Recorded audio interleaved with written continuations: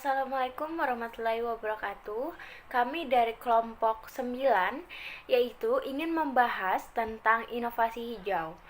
Nah, di sini kami akan menjelaskan tentang definisi inovasi hijau, pendorong dan hambatan dari inovasi hijau, lalu cara mengelola inovasi hijau, dan yang terakhir adalah contoh implementasi inovasi hijau. Saya sendiri atas nama Salsabila Faustina Denisa. Lalu ada teman kelompok saya yaitu Devi Hijriani dan Siska Firda Hidayah. Apa itu inovasi hijau? Inovasi hijau merupakan pertimbangan utama dalam menghasilkan ide-ide baru, yaitu dampaknya terhadap lingkungan. Oleh karena itu, inovasi hijau diharapkan dapat menghasilkan produk-produk yang ramah lingkungan demi keberlanjutan lingkungan hidup. Kapan inovasi hijau ditemukan? Inovasi hijau pertama kali ada pada tahun 1962 oleh Carson, yang dimana ia merasa sadar bahwa ada dampak dari aktivitas manusia terhadap lingkungan. Inovasi hijau cukup kompleks dan juga membutuhkan kompetensi yang beragam dibandingkan dengan inovasi lain secara umumnya. Makna dan nilai-nilai dari inovasi hijau juga dikenal dengan istilah lain, yaitu pertama ada ICO inovasi, kedua inovasi lingkungan, ketiga inovasi berkelanjutan. Menurut Horden 2008, 3 kategori tersebut didefinisikan sebagai berikut. Yang pertama, pengurangan dampak lingkungan. Untuk dapat mencapai keberhasilan dari inovasi, perlu adanya pendekatan lintas disiplin yang memanfaatkan pengetahuan, baik internal ataupun eksternal, sumber daya dan jaringan. Kedua, penciptaan dan pengenalan kinerja lingkungan. Menurut Blatterman 1998 menyatakan bahwa inovasi hijau dapat mencakup pengembangan teknologi lingkungan atau produk baru, pasar baru, dan sistem baru, serta pengenalan dimensi ekologi dalam strategi ekonomi. Ketiga, peningkatan kinerja lingkungan. Menurut Porter and van der Laan 1995, inovasi dapat memainkan peran utama dalam degradasi lingkungan melalui kontribusinya terhadap peningkatan pertumbuhan ekonomi dan konsumsi. Literatur dalam inovasi hijau adalah dalam memberi solusi untuk berbagai isu lingkungan. Prinsip-prinsip dasar inovasi tetap sama. Inovator harus membuat penawaran baru yang bernilai kepada pelanggan, unggul dalam kompetisi, dan menguntungkan bagi inovator. Menurut Horden 2008 menyatakan bahwa terdapat 3 area yang dipilih dari literatur manajemen inovasi yang ada, yaitu sebagai berikut. Yang pertama, kurang memahami tantangan manajerial inovasi hijau, kurangnya analisis dalam menguraikan inovasi hijau pada kemampuan manajerial perusahaan. Kedua, radikal, inovasi berkelanjutan dan membutuhkan pengetahuan baru dan kompetensi untuk inovator. Ketiga, inovasi hijau membutuhkan teknologi baru untuk menciptakan, merupakan unsur utama dari literatur manajemen inovasi yang ada. Pendorong dan hambatan inovasi hijau. Pendorong inovasi hijau yaitu perubahan membutuhkan motivasi. Motivasi di sini yang dimaksud sebagai pertimbangan terhadap lingkungan. OECD, Organisasi Kerjasama dan Pengembangan Ekonomi 2008 menjelaskan 3 faktor yang dianggap sebagai faktor pendorong utama pertumbuhan di pasar lingkungan global, yaitu yang pertama, pertumbuhan ekonomi dan perkembangan di pasar driver yang mendorong tindakan dengan negara berkembang. Kedua, pengaturan lingkungan hidup, pandangan yang mengidentifikasi kebijakan dan regulasi dalam inovasi hijau dapat dilihat sebagai hal yang positif.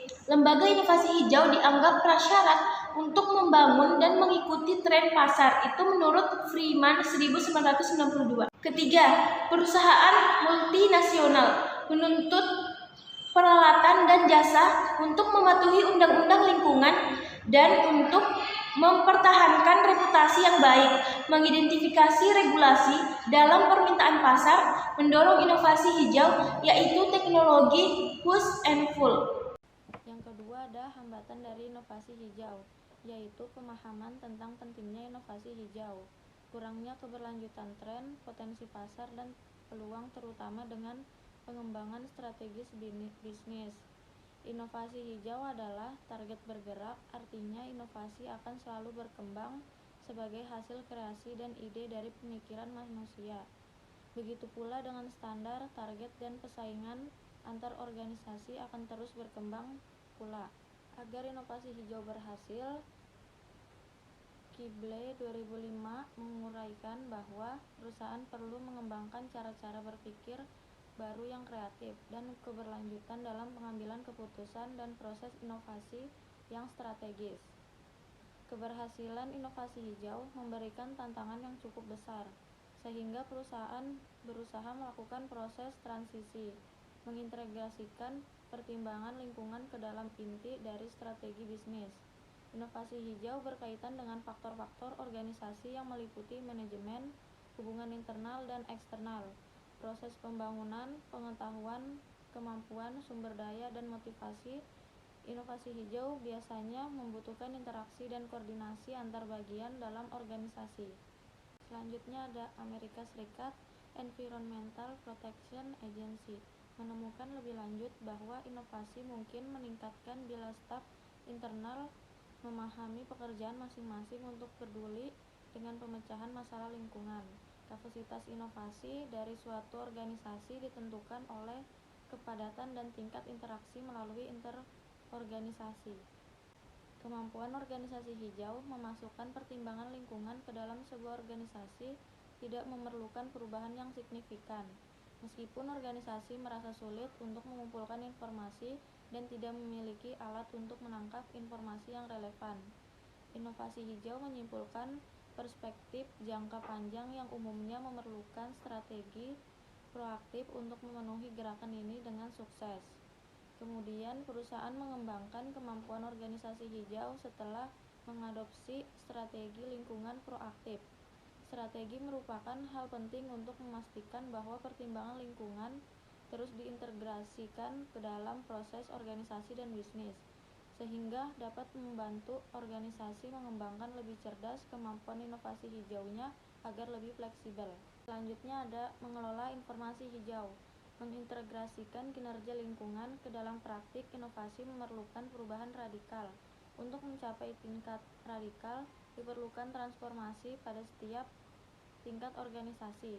Manajemen memegang tanggung jawab untuk mengkoordinasikan dan mengatur kemampuan perusahaan. Pengetahuan yang diperlukan untuk menciptakan pengetahuan keberhasilan inovasi hijau sangat luas, kompleks, dan dinamis. Selanjutnya, manajemen inovasi hijau harus memberikan nilai tambah kepada pelanggan, keunggulan kompetisi, dan mengutamakan bagi masalah utamanya adalah wacana inovasi hijau terputus untuk memenuhi target lingkungan dan juga bahwa kinerja lingkungan dianggap baru untuk semua perusahaan. Perusahaan perlu mengembangkan kreatif baru yang untuk menempatkan cara-cara berkelanjutan dalam pengambilan keputusan strategis dan proses yang inovatif. Hal ini penting untuk memastikan bahwa strategi lingkungan tersebut terus diintegrasikan ke dalam semua proses, organisasi, dan bisnis, membantu dalam pengembangan kemampuan inovasi hijau lebih fleksibel. Implementasi inovasi hijau.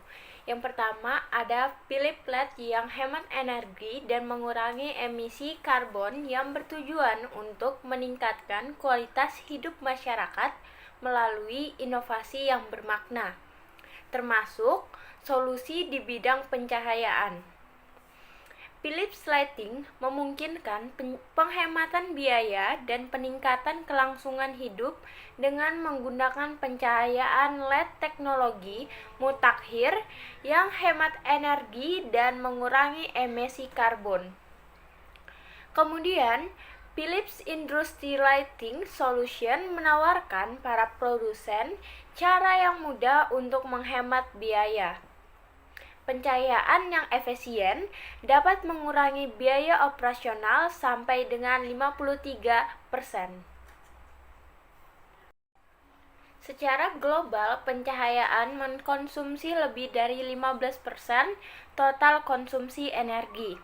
Dengan teknologi pencahayaan yang baru berbasis LED atau Light Emitting Diodes, energi bisa dihemat hingga 50% dari total konsumsi energi tersebut, yang dimana jumlahnya adalah sama dengan menghemat euro 106 miliar per tahun atau 555 juta ton karbodioksida per tahunnya.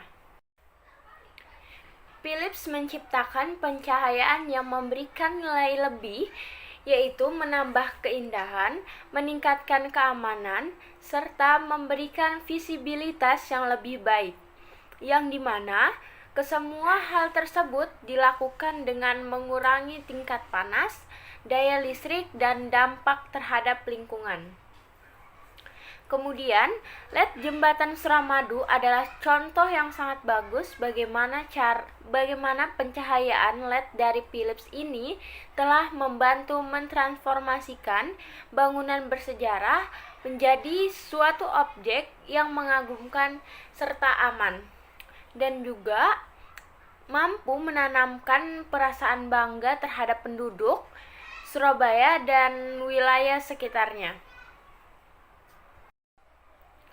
Contoh lainnya yang mengagumkan adalah air mancur di Palembang. Pencahayaan LED dari Philips telah mengubah air mancur tersebut menjadi sebuah adikarya yang menakjubkan, sebuah objek yang indah untuk dipandang saat matahari mulai terbenam. Ada Daihatsu kembangkan teknologi ramah lingkungan. Nah, Daihatsu sebagai salah satu produsen otomotif juga menghasilkan gas CO2 dan menggunakan sumber daya langka dalam proses produksinya. Kemudian, Daihatsu juga memproduksi produk-produk penjualan, dan Daihatsu juga bertanggung jawab memberikan solusi untuk keberlangsungan kehidupan yang lebih baik. Untuk menjawab tantangan dan tanggung jawab tersebut, Daihatsu berusaha untuk terus mengembangkan teknologi-teknologi hijau yang ramah lingkungan.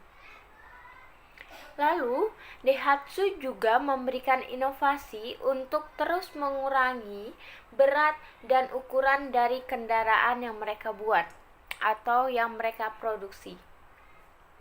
Inovasi tersebut bertujuan agar proses produksi yang dihasilkan lebih ramah terhadap lingkungan. Terakhir, Daihatsu juga menghasilkan inovasi Eco-Idle System teknologi yang dimana kini sudah terpasang pada Mirai di Jepang. Teknologi Eco-Idle pada Mirai merupakan teknologi mobil yang bisa mematikan mesinnya sendiri guna menghemat bahan bakar saat kecepatan di bawah 7 km per jam. Nah, produk ini merupakan terobosan untuk menghemat konsumsi, yaitu bahan bakar saat kecepatan kendaraan berkurang jelang berhentinya hingga berhenti. Lalu saat berhenti, konsumsi energi dan bahan bakar dikurangi. Saat mobil berhenti, mesin berada dalam kondisi mati, tetapi sistem audio, navigasi, dan AC tetap menyala. Dengan sistem ini, Daihatsu memberikan efisiensi penggunaan bahan bakar. Dengan beragam inovasi yang dibuat, Daihatsu berusaha untuk menghadirkan mobil yang ramah lingkungan. Karena Daihatsu percaya bahwa mobil ramah lingkungan adalah kendaraan yang sejak awal produksi hingga tahap akhir ramah terhadap lingkungan. Sekian presentasi dari kelompok kami. Apabila ada salah kata, mohon dimaafkan. Wassalamualaikum warahmatullahi wabarakatuh.